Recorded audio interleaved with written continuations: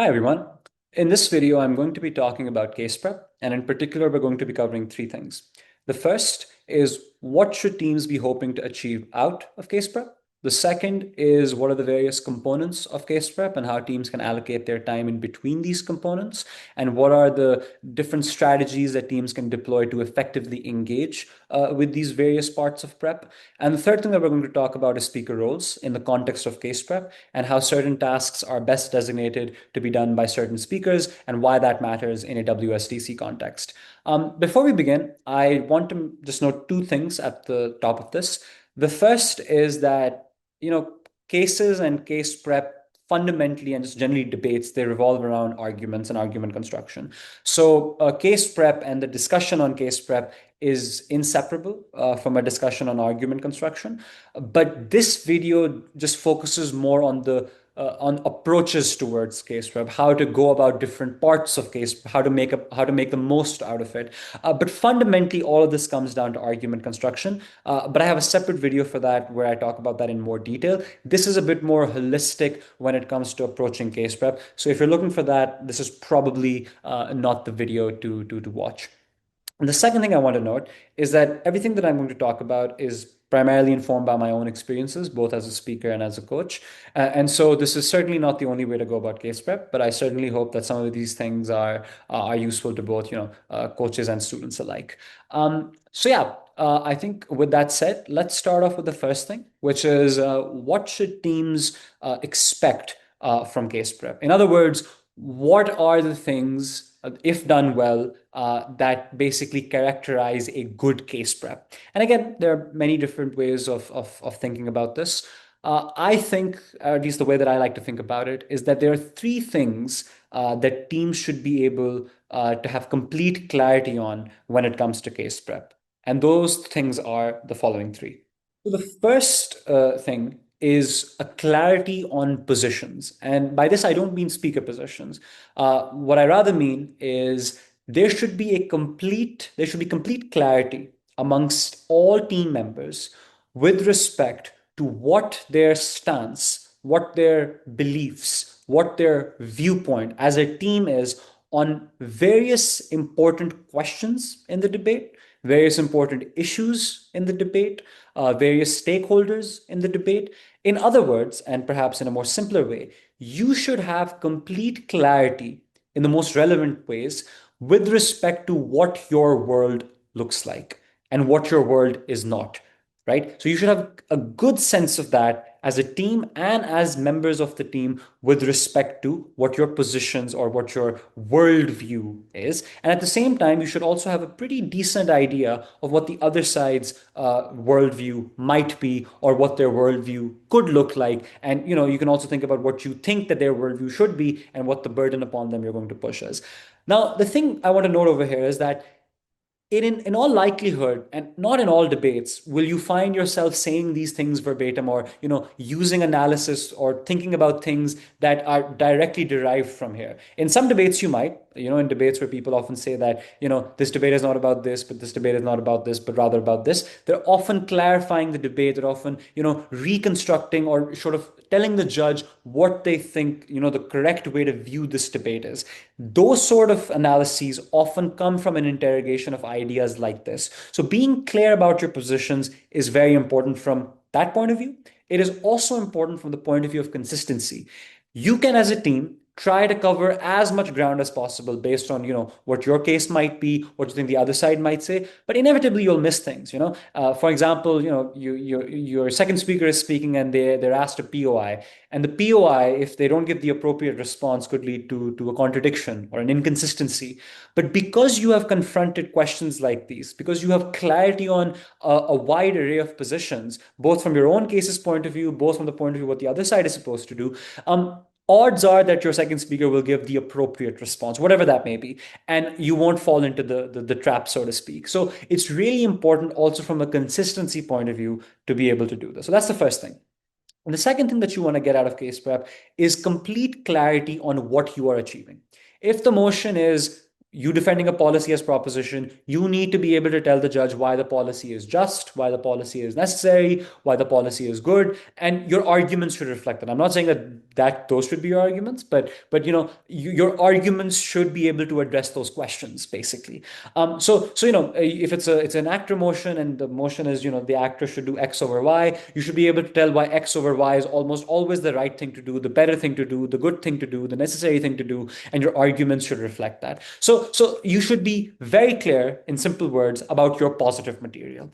The third thing then, which is basically the mirror of the second thing, is you should also have a pretty good sense of what you think they might say, what the other side might say. This will help you come up with rebuttal, preemption, make strategic choices, make strategic calls. But remember, you don't want to overblow this either as a proposition or as an opposition. You want to do this in a healthy way, which we'll touch upon as we go along. But this is also really important. So these three things, I think, if done well, if done properly, if done with the right amount of effort, if they are done well, they will almost always entail a good, high quality case prep, which is the goal that we want to achieve out of this.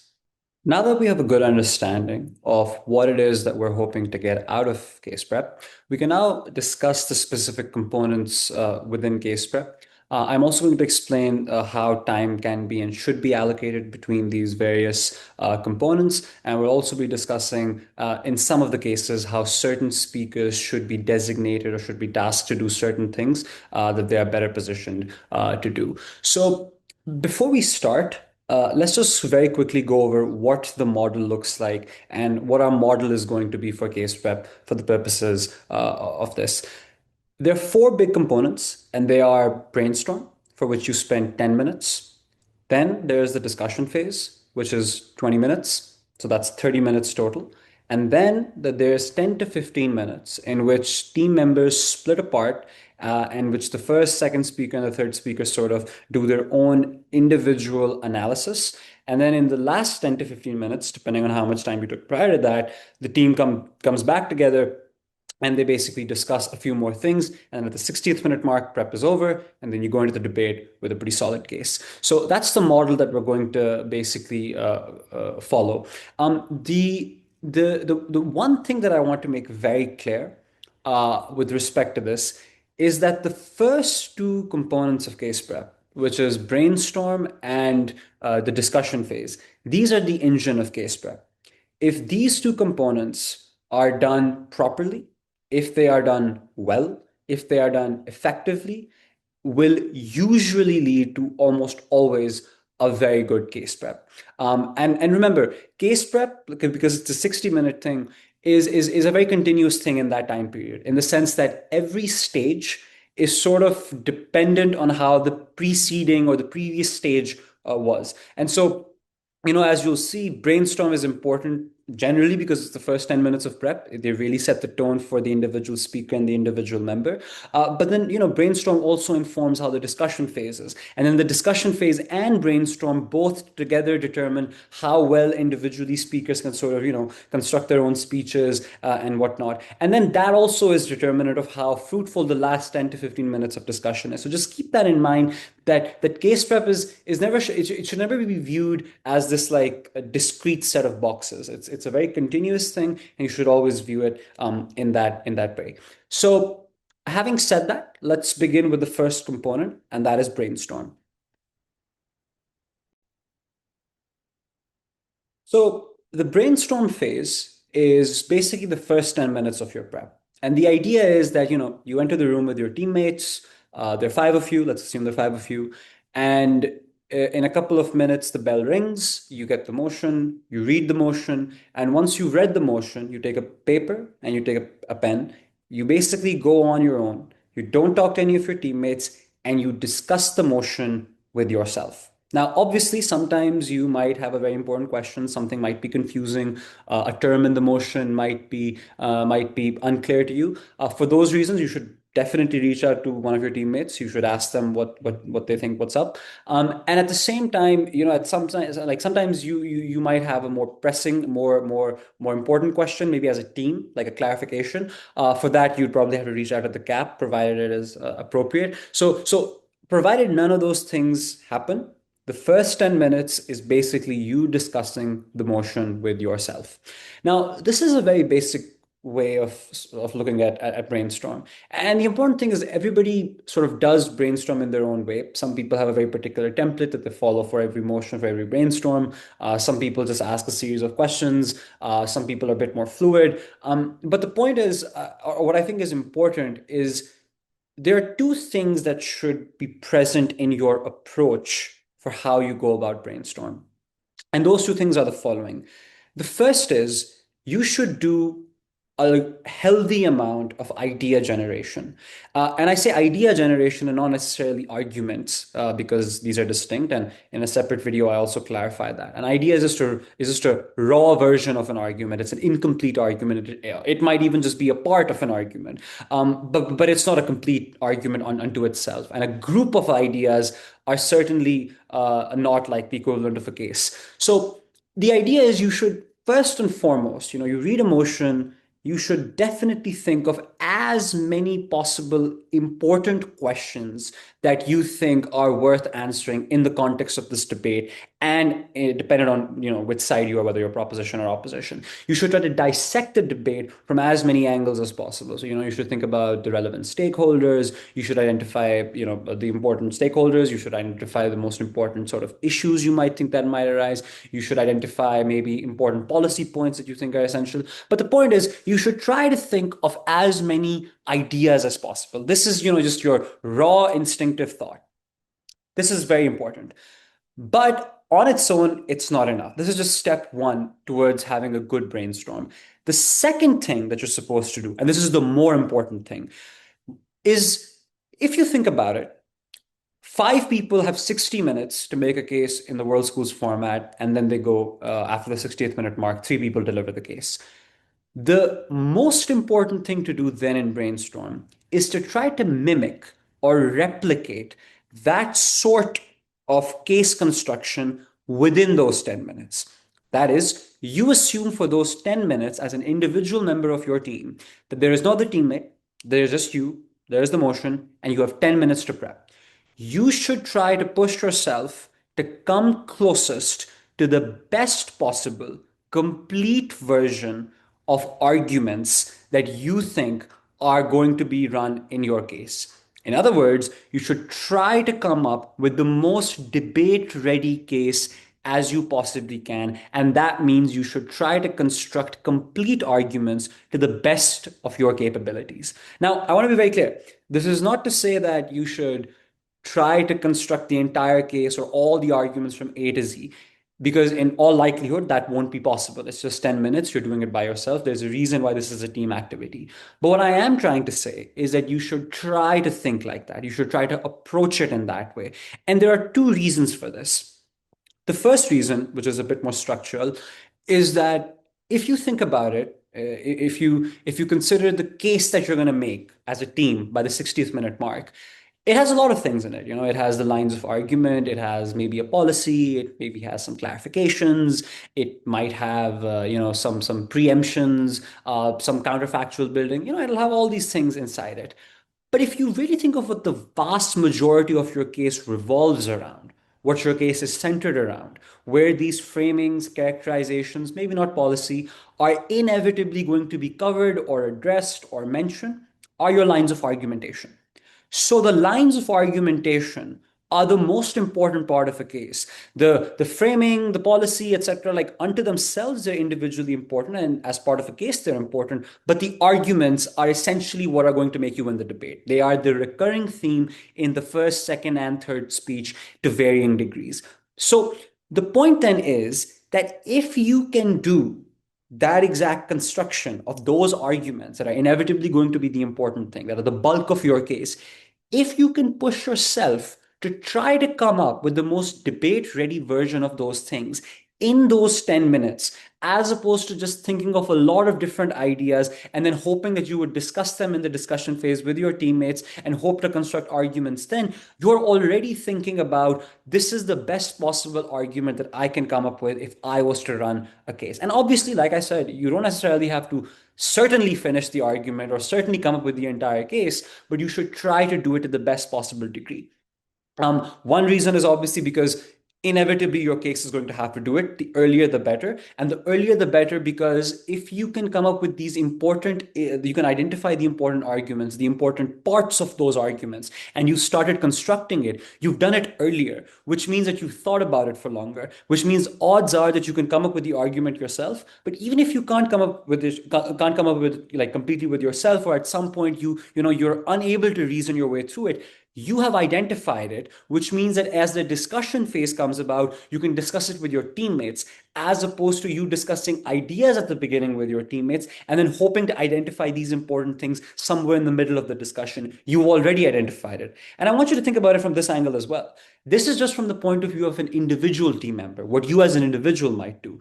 If most members in the team, if all the members in the team are doing this to the best possible degree, that means that everybody has sort of confronted the most important issues, identified the most important ideas or concepts, or the most like perhaps the areas which perhaps need the most defending, which might need most preemption. These have been identified by all the teammates or most of the teammates. So it's easier to go about the discussion. You don't have to build things from scratch for your teammates to explain it to them, because everybody has tried their best way. In fact, I can add a lot of nuance in the argument, because everybody sort of thought it in a different way as well. But more or less, like everybody sort of thinks about it, which leads to an efficient discussion, and the efficient part and makes the succeeding parts of case prep very efficient as well. So this is probably the most important thing to do in brainstorm. You need to try to think about constructing arguments or a set of arguments that your case will inevitably revolve around, under the assumption that it's just you and you have 10 minutes. You should try to approach it that way. It will lead to an efficient case prep, but it will also help you later on in prep, because later on in prep, post discussion, when you break away and you're starting to write your own speech yourself, you're trying to put your own analysis, your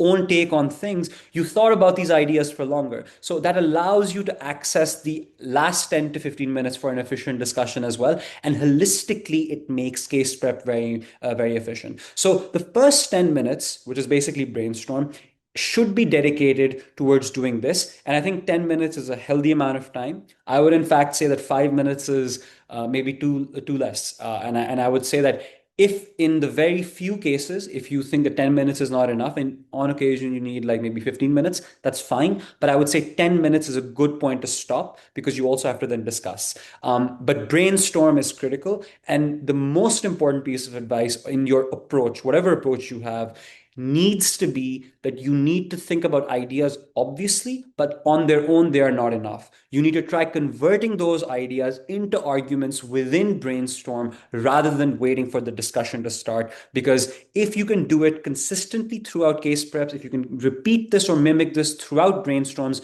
you'll get better and better at it. And you can reach a stage where in 10 minutes, you can actually get really, really close to building the entire case. But that should always be the approach that you have as you approach brainstorm. So that's the first 10 minutes.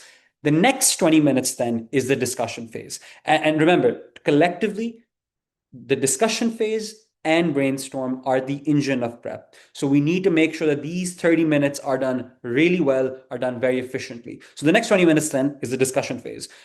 So now we move on to the discussion phase. And the way I'm going to explain how to have or to how to get the most out of an efficient discussion is I want to first basically go over what is the discussion phase. I mean, very trivially speaking, it's just that, you're done with brainstorm. Now all the team comes together and basically they construct the case together, very simply put. But the thing that I want to really emphasize first is, what do teams get wrong in case of, like, what is a recurring theme that I myself have seen, but I'm also aware that usually teams go through, is that most of the time, discussions don't happen for 20 minutes. Most of the time, teams often overblow discussion. They'll often do it for, like, rather than 20 minutes, 30 minutes, 40 minutes, maybe even 50 minutes. Because the idea is, if we can discuss everything in, these 30, 40 minutes, we'll know everything, and then, our speeches will be great and the case will be delivered. But oftentimes, this is a suboptimal way of doing the discussion. Because the thing is, you don't need to discuss everything, which I will touch upon in a bit. But more importantly, you always need to have a bit of time once you have discussed the case, to really sit down and imagine how you're going to now convey it. Because that's an entire thing that you need to sit down for, especially if you're first or second speaker. For third speakers, sure, they have a bit more time, they can think about rebuttals, but even they need to sit down and think really deeply, really long, really hard for the pool of rebuttals. So the thing is, having a long discussion is not necessarily a good thing. It's in fact it's not the best usage of your time. The goal in a discussion needs to be to construct a case together, to agree completely on what is this argumentation that we're going to run, what is going to be present within those arguments, what we want to make sure we get exactly right in each and every argument, knowing full well amongst one another what the strategic importance of all these arguments is.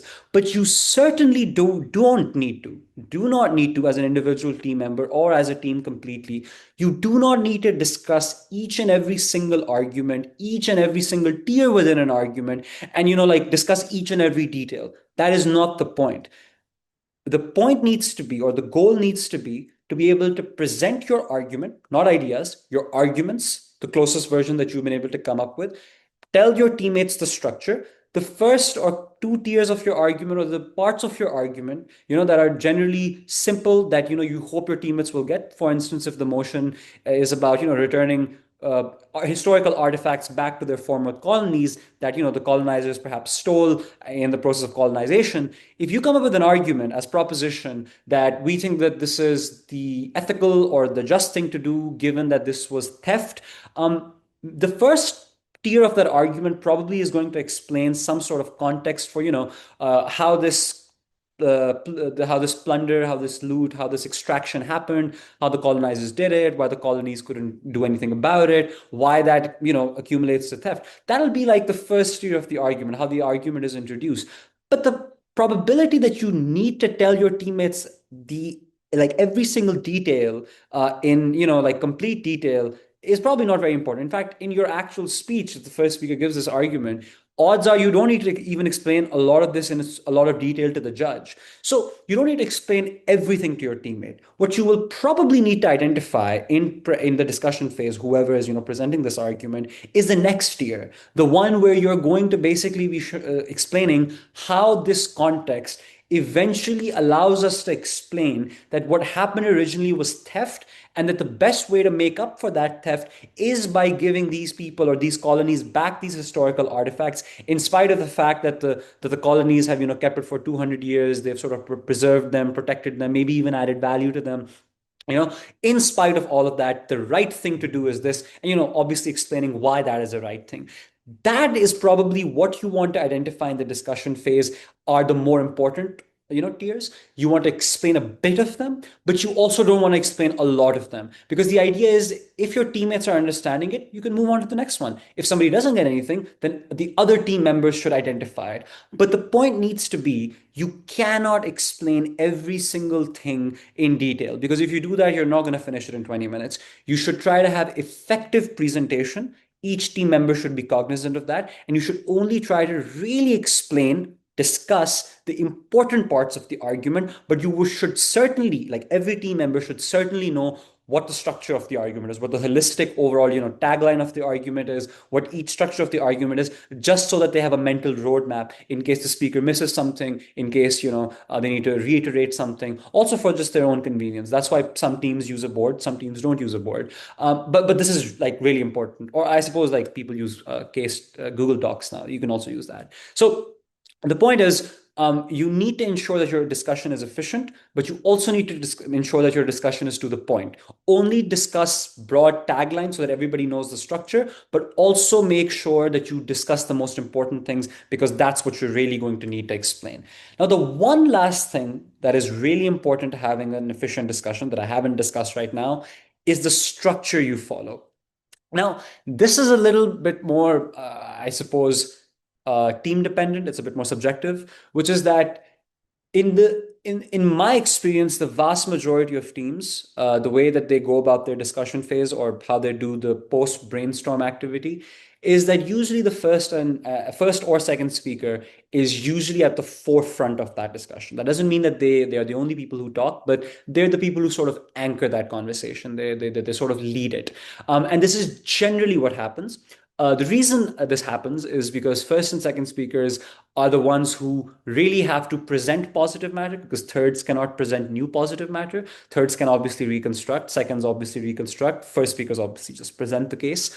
So it's really important, not important, but rather that it makes sense why it happens to be the case that first or second speakers are at the forefront of case prep discussions or are sort of anchoring those conversations. I have, however, seen sometimes third speakers do it, but that's rare, primarily because third speakers, although I mean in brainstorm they can think of whatever they want, they can think of arguments as well, and they should probably think of arguments as well, like the first and second speaker. But post that they're really thinking about rebuttals mainly. So usually it's first or seconds, but I have seen teams where it's a bit more fluid, where people basically agree that depending on who knows best about the motion, who thinks or feels that they have the best grip on the motion, they should basically anchor that conversation. These are things that I think coaches and teams should basically discuss between themselves, but in my experience it's usually the first or the second speaker who's sort of anchoring the conversation for the reasons that I mentioned.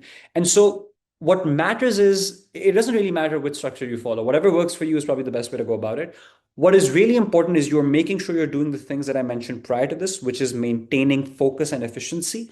But at the same time, what's really important is that this structure should be agreed upon prior. Like this should be clear to people prior to case prep, prior to the tournament. It should be clear in advance what our structure is going to be, so that nothing comes as a surprise. It shouldn't be that fluid, so people should know. But that's basically how the discussion phase should go. And by the end of the discussion, what all team members should be aware of, particularly the team members who are speaking, is number one, what are our lines of argumentation?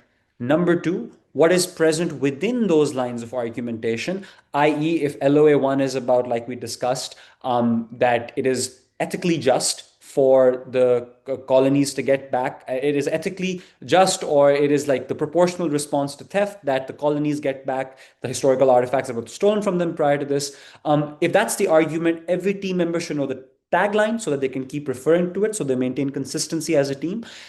It is also really important to know what the structure inside the argument is, so that people have a mental roadmap just if they want to reconstruct the argument, or just to make sure that they're aware what are the parts of the argument that their teammates may have dropped, so they can reconstruct or bring back that material. So people should be aware of that.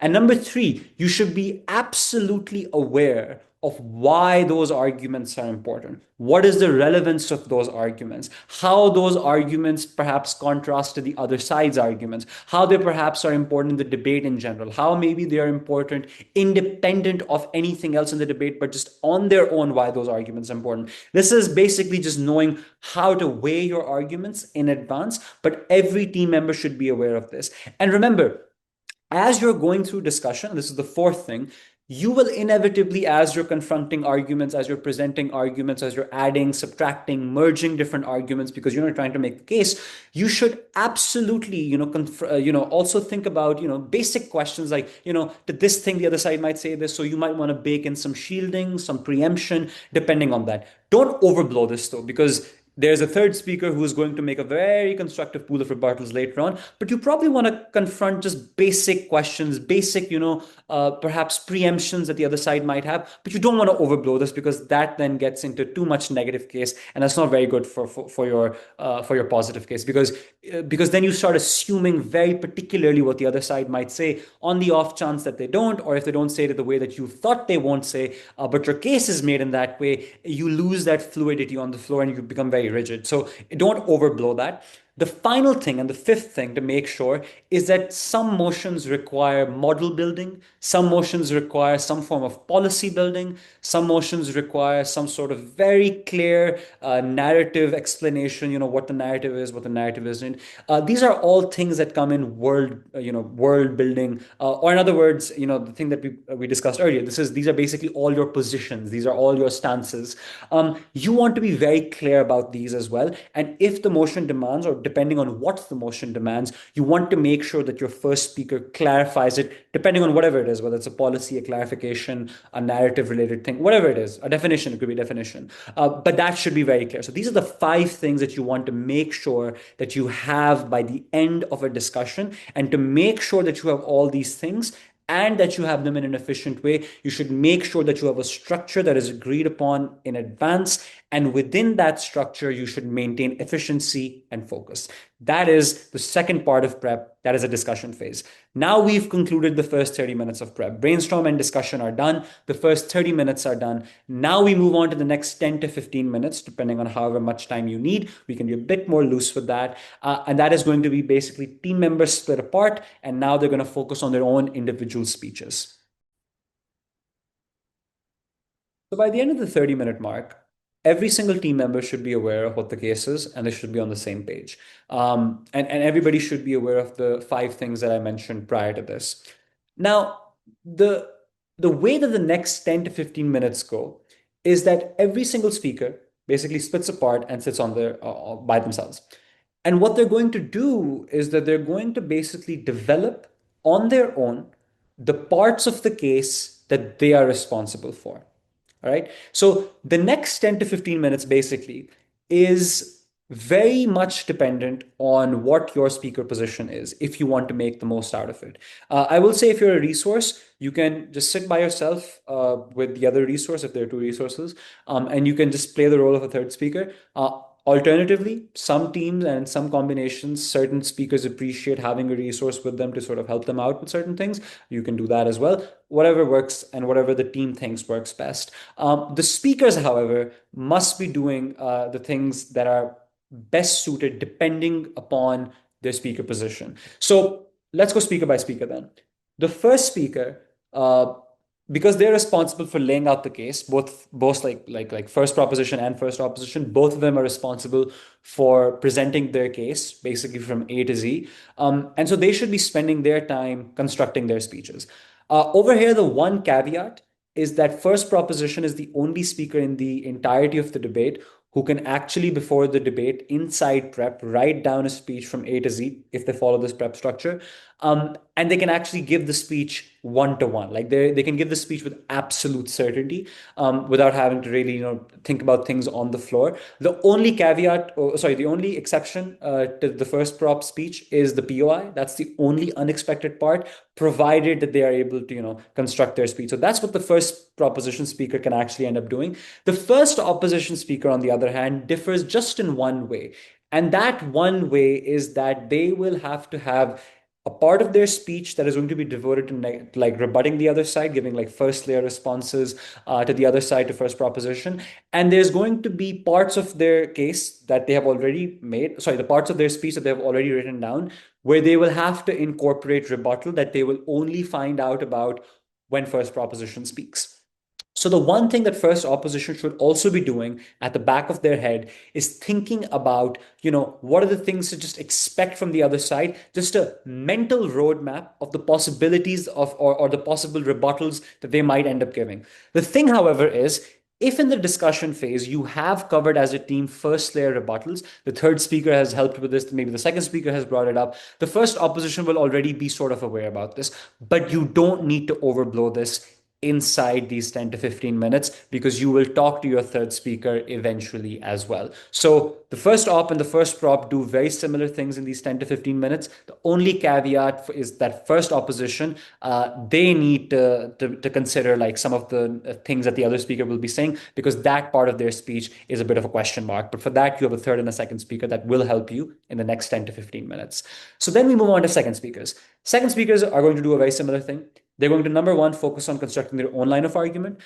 This is really important because second speaker cases can definitely win you debates. They can be match-winning arguments, and they can only be match-winning arguments if they are given or if they are devoted good enough time in case prep, so that in the actual speech, the second speaker, they want to make sure that they stop by the 5th minute mark or the 4th minute mark, and they can actually end up delivering that argument. So to get to that position, you definitely want to devote a substantial portion of your time, maybe half your time, an upper ceiling, in these 10 to 15 minutes in building that line of argument. Now, the remainder time, that should be used in a way that a third speaker would. The only difference is seconds shouldn't think about rebuttals too deeply. Second speakers should rather be thinking about the debate in the form of issue or clash identification, which is they should be thinking about, okay, if I'm second prop, first op is going to speak. Let me think about the big things that first opposition is probably going to focus on, or the combination of things that they might focus on. And what are the things that I think I'm probably going to have to do as a second speaker to make sure that we're ahead? This question usually involves strategically identifying clashes, strategically identifying important things that they're going to say and how that contrasts to your case. At the same time, it also includes and involves reflecting upon your own case and knowing what parts you must absolutely bring back, parts that you might absolutely have to reconstruct, the parts that are essential for you to win the debate. This remainder time in the 10-15 minutes, so like 7.5 to 8 minutes, you should be spending as a second speaker doing this. So making your own argument and then strategically identifying these broad things in the debate that you are foreseeing, that you are predicting, that you are expecting.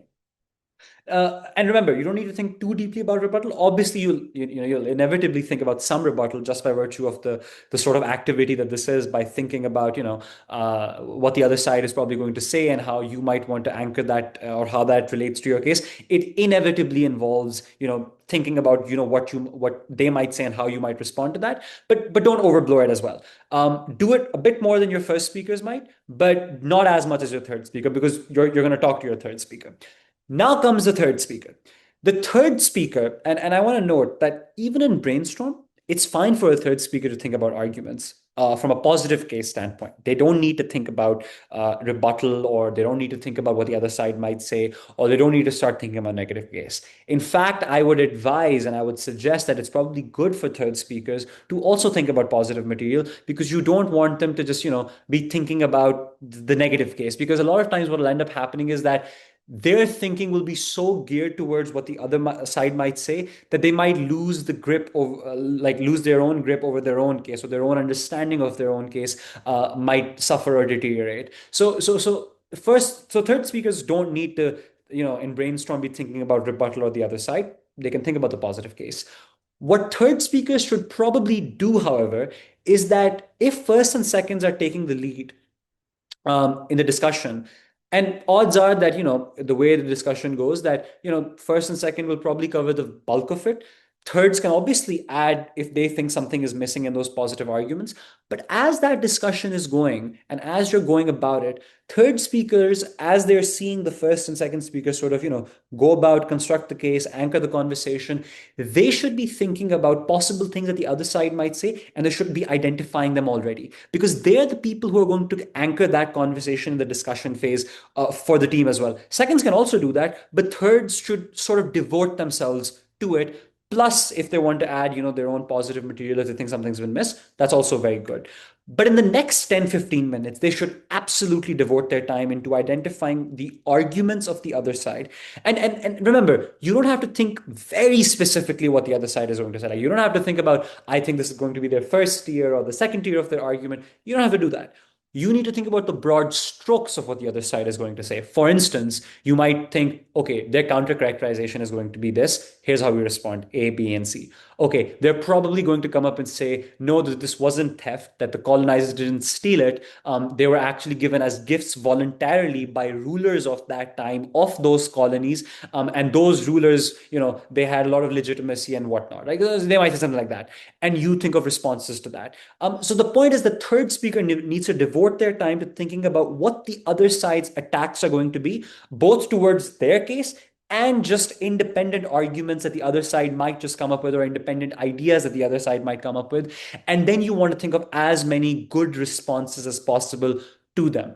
The one thing that I want to caution over here, and the reason why I said you shouldn't, as a third speaker, think very specifically about the very specific, combination of things that they'll say within, their arguments, or a very specific version of the other side's arguments, is because you really can't predict that. You can predict certainly big things that they'll say. You can certainly predict big attacks that they might forward. You can certainly predict, the clash that might, what the clash might look like, but you can't foresee exactly one to one what they're going to say. So you should think about the broad strokes of it. And also, if you think about it very specifically, your rebuttal will be curated very specifically towards that as well. That's also not a particularly useful thing. So I would say third speaker should primarily, focus on this. So this is how these 10 to 15 minutes post discussion should be spent. Once this is done, the next 10 to 15 minutes, depending on, whether you start at the 40th minute mark or the 45th minute mark, because right now that's the time that's elapsed, you can spend the next 15-20 minutes in doing a discussion. And that discussion is a little different from the discussion that's already happened. And that's what we're going to discuss next. So in the last 10 to 15 minutes, there's going to be another discussion that happens. But this discussion is a little bit different in the sense that it's more deliberate than the first one. And that is, it involves particularly what speaker position you are, that really determines what you ought to be doing. And again, this is just what I think works best. But basically, what should happen is that the third and the second speaker should meet first. The second speaker has only thought, or primarily thought, about issue identification in conjunction with their own line of argument. The third speaker has thought about that too, but has also thought about, more rebuttals, and ideally a good number of rebuttals to that. What both speakers will probably have in common, because remember, the case has been agreed upon by all the people, by the same team members, is that there'll be a lot of overlap in how, both have made issues. Perhaps the most important issues identified by both of them are the same. Perhaps they might be different. But the idea is they need to talk about that. And that discussion needs to be relatively quick. Because once that discussion happens, they need to go to their first speaker. And this is really important for first opposition, and be like, listen, we think that these are probably the big attacks you're likely to hear from first prop. And remember, you're not supposed to tell them everything because they don't have time for that. You need to only focus on the most important attacks, or the probable attacks that you're going to probably expect from the first speaker. And you want to only share the first layer rebuttals to that. You do not want to share the very extensive list of rebuttals, because the first opposition doesn't need to know that. First prop already probably has a bit of shielding, but you just want to make sure that first proposition is aware of this as well, from the point of view of a POI, or from the point of view of just, their own case if they're missing something. Obviously, you might expect that first opposition, you'll spend more time with first op, like the second or the third speaker, or both of them, than they might with first proposition. But this is the first thing that should happen. The second thing that should happen then, once the first speaker has sort of recorded these rebuttals either on a piece of paper or, by themselves, is that the second and third speakers should then basically discuss the layers of rebuttals to various issues, not just the most important one. They should obviously discuss the most important ones, but they should think beyond just the first layer rebuttal. And the idea is these should have already been thought of. Third speaker should already have these, or as they discuss them, third and second are able to come up with more and more of these. But the idea is they basically talk about rebuttals to the best possible degree, and they try to basically cover as many issues as possible, ideally from most important to least important. They try to think of the various combinations of things that people or the other side might say to their the rebuttals that they give in response to their rebuttals. And they should try to construct that sort of back and forth to the best possible degree that they can in the remainder minutes once they have engaged with their first speakers. And that's basically how to spend the last 10 to 15 minutes. I would even say that, if first speakers can find time, depending on how efficient this is, if they can just, mentally sort of, give their speech, that's pretty great. It's not necessary that you're able to do this. It's often very hard to do it as well. It's very efficient. Preps only allow this, but, you can aim for it and you should try to aim for it. But that's basically how you should spend the last 10 to 15 minutes. And that'll basically conclude case prep. And remember, like in the last 10 to 15 minutes, if somebody has come up with something that you maybe didn't discuss earlier, something maybe you guys think that was under discussed, somebody has identified that, you can also use that time to basically have that discussion. But the idea is, again, you don't want to have a very long discussion. It's not like the first discussion. It's supposed to be a bit more deliberate. It's supposed to be a bit more speaker centric, in the sense that the speaker, depending on what their position is, they're doing a task related to that. And as you must have seen by now, like the second half of prep really depends on what your speaker position is. Even parts of discussion that happen, in the 20th minute mark, even they depend to a pretty, sorry, the 10th minute mark, when the discussion starts, even that depends quite a bit on your speaker position. That's why I mentioned at the beginning that speaker roles really do matter, and they can lead to an efficient prep. But this is basically what you're supposed to do, or these are the basic components that lead to an efficient prep. And that's basically how you allocate your time to it, which is 10 minutes to brainstorm, 20 minutes to discussion, 10 to 15 minutes splitting up, and then the remaining 10 to 15 minutes doing a more deliberate, more particular discussion. And that should lead, I think, to generally a good case prep, if you generally follow some of the strategies that I shared and the time allocation that I had. And again, this doesn't work for everybody, but I think that some of these things are useful in general. And I think generally trying to aim for having an efficient prep like this with practice, you'll be able to get there. So that's basically how to go about prep.